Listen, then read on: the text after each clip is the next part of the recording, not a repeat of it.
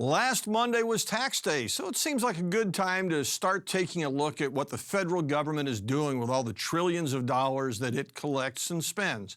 Now, I got to confess, this is a topic that's interested me for a long time. 40 years ago, it's the reason I first got into politics. And about a decade ago, I wrote a book on this topic showing how the American people would go about balancing the federal budget. And we can get caught up in lots and lots of details about agencies and different ways of talking about spending. But here's the most important thing to understand. If you forget everything else about the federal budget process, recognize that despite voter wishes, despite the voter desire to have spending goes down, federal spending never goes down. The last president who left office with spending lower than when he first took office, well, that was Warren Harding. He died more than 100 years ago. And by the way, the only reason spending went down during his time in office is because when he started, we were still winding down from World War I, so we eliminated some of that military spending. Now, when President Trump took office, he continued the trend, as every president has for the last 100 years. Spending was going up, and then it exploded because of the pandemic. So President Biden came into office after this explosion of pandemic spending, and guess what? He didn't trim it back. He increased spending even more. You got to put all of this in the context of 7 out of 10 voters say that cutting spending is good for the economy. 80% recognize that the reason we have deficits is because spending is too high. So what's going on? How does this happen in a self-governing society where voters are supposed to be in charge? The answer can be found in a deception and in a rationalization. Let's start with the deception. According to official Washington, if spending grows less than expected, well, they call that a cut.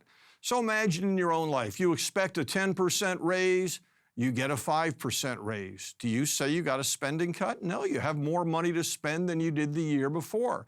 You might be disappointed. You might say, I wish I'd gotten that 10% raise, but you still got a raise. Or what if you make a little bit more money next year, but it's still not enough to keep up with inflation? Do you say you got a pay cut? No, you say I got a raise, but it wasn't enough to keep up with inflation. That's not the way they talk about the federal budget. Simply put, if spending grows less than they expect, they call it a cut.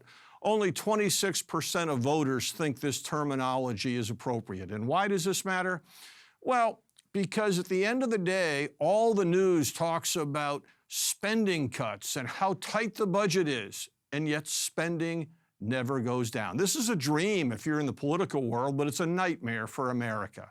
Now, that's the deception. What about the rationalization? Well, politicians love to say the voters are the problem. You know, as they see it, they're trying to be reasonable. They want to make the hard choices, but voters won't let them. Voters want more government than they are willing to pay for. You know, so they might come out with a poll saying, do you want to shut down all the national parks? And people say no, and they say, see, people don't want to cut the budget. That ignores the reality that there's lots of other ways to cut the budget. That kind of rationalization may help our political leaders sleep at night, but it's simply not true.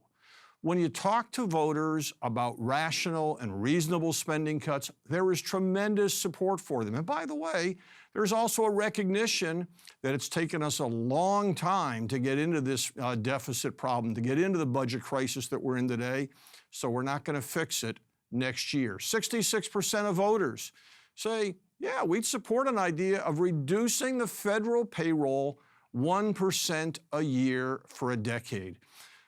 Programs can still keep running. It's just a little bit of belt tightening saves billions of dollars. What about payments that the federal government makes right now to support illegal immigrants?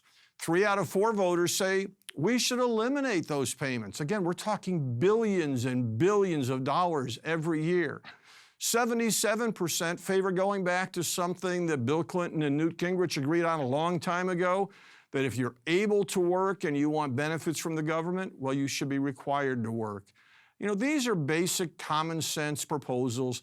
We're going to talk about a lot more ideas in the coming months, but the message here is that there are ways to cut the federal budget. There are ways to balance the budget over time, over a decade or so, by simply slowing the growth of federal spending. The problem, and the reason it doesn't happen, is that official Washington keeps on doing what it wants to do. It talks about things in a deceptive manner. It rationalizes their behavior, all the while they're ignoring the voters. The solution will be found only when we can get the politicians to stop pursuing their own agendas and begin listening to voters. Jennifer, what do you think? I think a lot of people watching right now are probably very frustrated because... And they should be. Right, because businesses have to balance their balance sheet. Households have to cut. Right. Why is the government the only thing in our country that doesn't have to watch its wallet? And the reason for that is really there's not very much control over the process. We have a system that's in place where we send people to Congress who don't have a lot of knowledge about the federal budget. They kind of get rolled sometimes by federal agencies. People get sidetracked by personal agendas or by other issues. We need to start thinking about the federal budget in a different way and begin talking about what is our ultimate goal and how do we get there gradually. If a politician says, I can balance the budget next year, don't listen to them. If they say, I can do everything we need to in 5 years, don't listen to them. It's taken a long time. What we want to do is make the problem a little less bad next year and the year after and the year after that. So that's where your 1% idea comes in. That's where the 1% comes in. That's right.